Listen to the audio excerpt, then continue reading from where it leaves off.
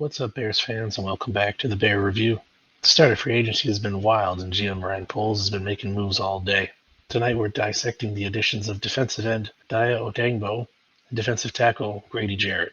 We're not just looking at stats, we're analyzing how they fit into the Bears scheme, their potential impact on the locker room, and the financial implication of their contracts. So buckle up, because we're going deep. Let's start with Dayo Odeyingbo. The Bears are betting big on the 25-year-old, linking him to a 3-year, $48 million deal with a significant $32 million guaranteed. This isn't just a signing, this is an investment. Odeyingbo was drafted 54th overall in 2021 by the Colts, standing in at 6 feet 6 inches tall, 286 pounds, and he brings a rare combination of size and athleticism. Coming out of Vanderbilt, Odeyingbo was considered a high upside prospect, but unfortunately he tore his Achilles tendon during pre-draft workouts. This slowed his initial development, but the Colts saw enough to take a chance on him. In 61 career games, Odeyingbo amassed 106 tackles, 16.5 sacks, and 5 forced fumbles. While these numbers are solid, it's his potential that excites the Bears. Looking back quickly at the last 2 years in Indianapolis, in 2023, we saw that he played all 17 games, contributing 38 tackles and a career-high 8 sacks. Last year in 2024, while his sack numbers dipped to 3, he generated significant pressure, leading the Colts with 33 pressures and 17 quarterback hits. His pass rush grade, according to PFF, which you can see on the screen here, 65.5, was above average, indicating his ability to consistently disrupt opposing quarterbacks. He also had a career-high 719 snaps on the year. He also had a respectable pass rush win rate of 12.6%. The area where Odeyingbo really needs to improve is his run-stop game. Overall, his PFF grade was 56.8, which was slightly below average, but he did have 12 stops in the year. Now let's hit on what you're getting with Odeyingbo as a player. Starting off with his strengths. His explosiveness off the line. Odeyingbo possesses a quick first step, allowing him to gain advantage over most offensive tackles. He uses his size and strength to effectively bull rush and disengage from blockers. He can also line up on both inside and outside the line, creating mismatches for opposing offenses. He is, however, not without his weaknesses. He's inconsistent.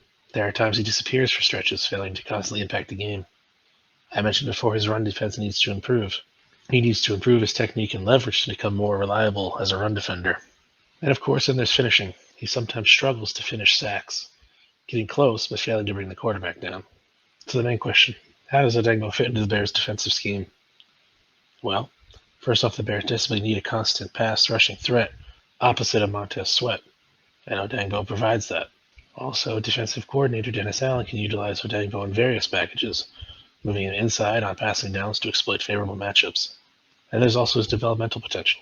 The Bears coaching staff believes they can unlock Odeyingbo's full potential by refining his technique and improving his consistency.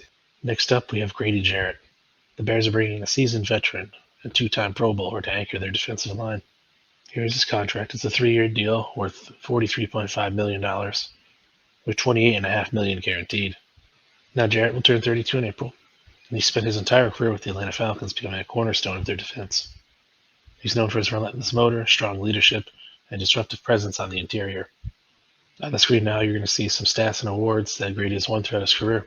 He's a 2-time Pro Bowler in 2019 and 2020, also a second-team All-Pro in 2019. Over the course of his career, he has had 496 total tackles, 36.5 sacks, 77 tackles for a loss, and 5 forced fumbles. Coming back after a major injury in 2024, he had 53 combined tackles and 2.5 sacks. Though what we can't quantify on the stat sheet is his leadership ability. Jarrett's leadership is consistently praised by his former teammates and coaches. He brings a veteran presence and accountability to the locker room, which is what the Bears were asking for last season. Let's take a look at what makes Jarrett so effective. His run-stopping prowess. Jarrett excels at disrupting lanes and making tackles for a loss. His interior pass rush pressure.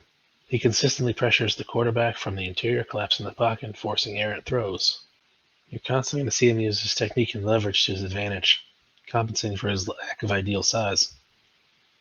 Jarrett has a relentless motor. He's never going to give up on a play. Some areas of consideration, though, are his age. At 32, Jarrett is not in his prime anymore, and there may be some decline in his athleticism moving forward. Then, of course, there's his sack production. His sack numbers have fluctuated throughout his career, and he's not primarily a pure pass rusher. So how will Jarrett be utilized by the Bears' defensive scheme? Well, Jarrett will likely play the 3-tech defensive tackle position, responsible for disrupting the interior offensive line. He's also there for his run-stopping presence, which I talked about before. He'll be tasked with solidifying the Bears' run defense, which struggled mightily in 2024. Then, of course, there's the big one, being a mentor and a leader. Jarrett will serve as the mentor for younger players like Gervon Dexter and Zach Pickens, helping them develop their skills and understand the nuances of the game. Let's talk about the money a bit. Are these contracts justified? Looking first at Odeyingbo, $16 million per year for a player with upside, but unproven consistency is a gamble. However, if the Bears can unlock his potential, this could be a steal. The $32 million guaranteed provides some security for him, though. In terms of Jarrett, $14.5 million per year for a veteran with a proven track record is a reasonable price. The $28.5 million guaranteed reflects his experience and leadership qualities. Overall, the Bears are clearly prioritizing the defensive line and are willing to invest to improve it. These contracts reflect the current market value for the players of their caliber and potential. Overall, these signings drastically improve the Bears' defensive line, making them more competitive in the NFC North. So for me, there's three key takeaways from these two signings alone. The Bears improved their pass rush. With Odeyingbo next to Sweat and Sweat next to Odeyingbo, it provides a much-needed boost to the Bears' pass rush attack, and both should feast come game day. Jarrett's presence also helps solidify the Bears' run defense. And then the last one is just overall competitiveness. These moves signal that the Bears are serious about contending and are willing to invest in their defense to achieve that goal. Yeah, all right, Bears fans. So that's the breakdown for Dayo Odeyingbo and Grady Jarrett. All right, Bears fans, and that's the breakdown for Dayo Odeyingbo and the Grady Jarrett signings. These, along with the signings of Drew Dahlman this morning, are significant moves that have the potential to transform the Bears' defense. But I want to know what you guys think.